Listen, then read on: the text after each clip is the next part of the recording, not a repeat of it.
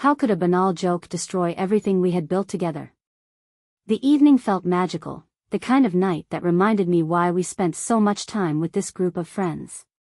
The hum of conversation blended with the clinking of glasses, and the faint melody of a jazz quartet in the background added to the cozy ambience of the wine bar. Jake and I sat at the center of the group, and as always, he had everyone laughing with his sharp wit and self-deprecating humor. It was one of the things I loved most about him. He had this natural charm, the ability to make everyone feel at ease. He didn't just tell jokes, he crafted them, weaving humor into every conversation like a master storyteller. Watching him command the table that night, I felt proud. That's my husband, I thought. The evening was going so well that when Matt turned to Jake with a teasing grin and pointed to a bottle on the highest shelf behind the bar, I didn't think twice. "Hey, Jake," Matt said, smirking, "think you can grab that for us? Or should I find a ladder?" The table erupted in laughter. Jake chuckled too, his smile broad and easy. But I noticed the slight tilt of his head, the way his hand grazed the back of his neck, a nervous tic he always had when something bothered him. It was a subtle moment, one I could have let pass. But something about the energy of the group, the warmth of the wine, made me reckless. I leaned forward, grinning mischievously. "Oh, don't make him climb onto a chair," I quipped. "He's just forgiven me for teasing him about his tiptoes last week." The laughter that followed was immediate and loud. People clinked glasses and Matt doubled over, shaking his head. For a moment, I felt like I had landed the perfect punchline, part of Jake's effortless rhythm of jokes. But when I glanced at Jake, his expression told a different story. He was still smiling, but it was tight, forced. His eyes didn't meet mine. Instead, they darted toward the bar, then to his drink. He raised his glass and took a long sip, his Adam's apple bobbing as he swallowed. "You're terrible," he said lightly, his voice steady but just a touch too quiet. "Remind me why I married you again?" Everyone laughed, assuming he was playing along. But I felt the sting beneath his words. There was a chill in his tone, subtle but sharp, like the edge of a blade grazing skin. For the rest of the evening, Jake was quieter. He still laughed at everyone else's jokes, but his enthusiasm felt muted, his energy dimmed. Every time our eyes met, he looked away. I told myself I was imagining it. It was just a joke. He knew I didn't mean anything by it. Jake could take a little teasing, couldn't he? The car ride home was silent, the kind of silence that suffocates rather than soothes. Jake stared straight ahead, his knuckles tight on the steering wheel, the rhythmic hum of the engine the only sound between us. I fidgeted with my phone, unsure whether to break the tension or let him cool off. Finally, as we pulled into the driveway and the headlights swept across the garage door, I mustered the courage to ask, "Is everything okay?" He didn't look at me as he killed the engine. "Yeah. I'm fine." But his tone was clipped, his words hollow. Jake wasn't fine, anyone could see that. I followed him inside, the door clicking shut behind us louder than usual in the stillness of our home. As he set his keys on the counter and shrugged off his coat, I tried again. "Are you upset about something?" I asked, my voice softer now, trying to ease into the conversation. Jake turned to me, his face unreadable. "I said I'm fine, didn't I?" The way he said it, the sharpness in his voice, caught me off guard. Jake rarely snapped at me, and when he did, it was usually followed by an immediate apology. But tonight, there was no apology, no softening of his tone. "I was just joking," I said, attempting to smile, as though my lightheartedness could dissipate the tension. "You know I didn't mean anything by it." His lips pressed into a thin line as he exhaled sharply through his nose. "I know," he said finally, but there was no warmth in his words. I waited for him to say more, to crack a joke and put this all behind us like he usually did. Instead, he grabbed a glass from the cabinet, filled it with water, and walked out of the kitchen without another word. I stood there for a moment, stunned, listening to the faint creak of the stairs as he retreated to our bedroom. Over the next few days, the air between us felt heavy, loaded with unspoken words and lingering tension. Jake wasn't angry, not in the obvious way. He still went through the motions, still kissed me goodbye before leaving for work, still answered when I asked how his day was. But everything he did felt distant, mechanical. It was the small things I noticed first. He stopped laughing at my jokes, even the ones that used to make him double over. His texts, once brimming with emojis and playful banter, became short and perfunctory. At night, instead of curling up beside me to watch TV, he sat at the dining table, his laptop open, claiming he had work to do. I tried to brush it off. Jake was probably just stressed. Everyone has bad weeks, right? But one night, as I lay in bed staring at the ceiling, I couldn't take it anymore. "You're still upset about the other night, aren't you?" I asked, my voice cutting through the quiet. Jake didn't look up from his phone. "I told you, I'm fine." "No, you're not," I pressed. "You've been acting different. Distant. I feel like I can't even talk to you anymore." He sighed, setting his phone down on the nightstand. For a moment, he just sat there, his elbows on his knees, his face buried in his hands. "It's not just about that night," he said finally, his voice low. My heart sank. "What do you mean?" Jake lifted his head, his expression tired. "It's not the first time you've made me feel small." "Small?" I repeated, my chest tightening. "Jake, You don't realize it, do you?" he interrupted, his voice gaining an edge. "You do it all the time. Little comments, little jokes. You think they're harmless, but they're not. Not to me." I stared at him, stunned. "I didn't know you felt that way.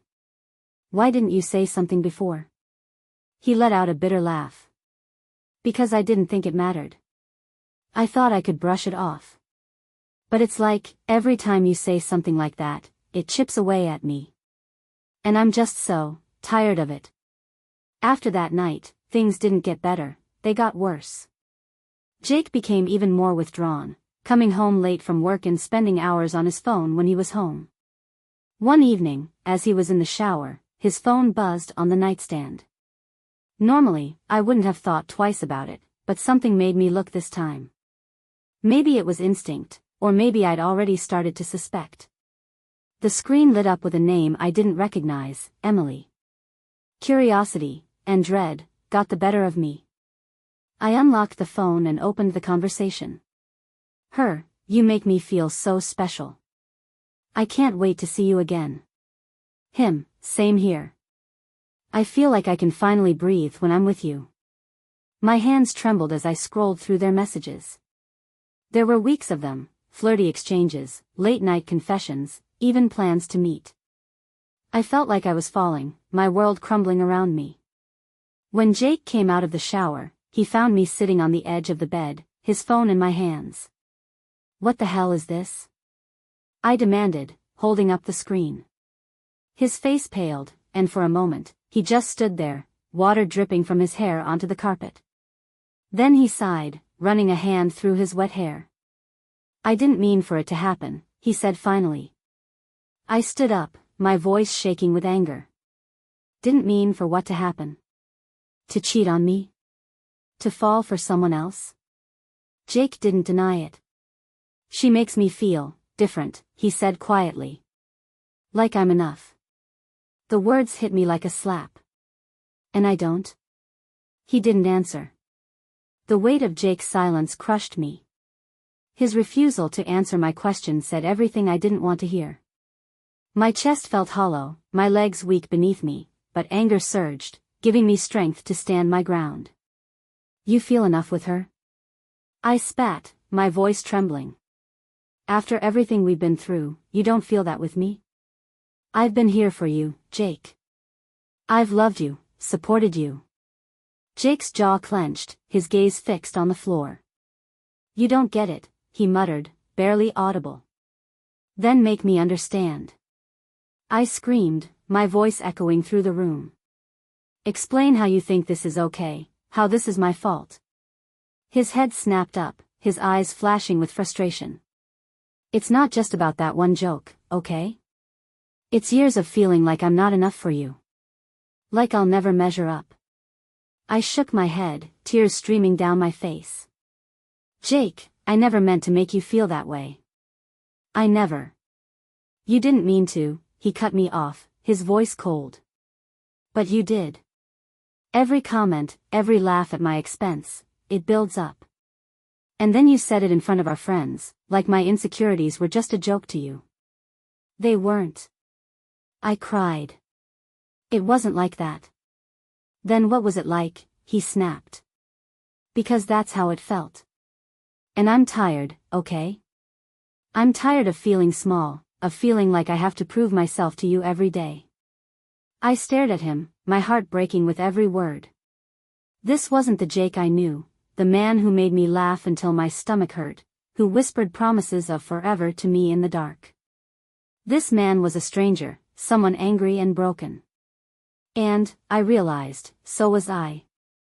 In the days that followed, the house felt like a war zone, not in the sense of yelling or slamming doors, but in the heavy, oppressive silence that lingered between us.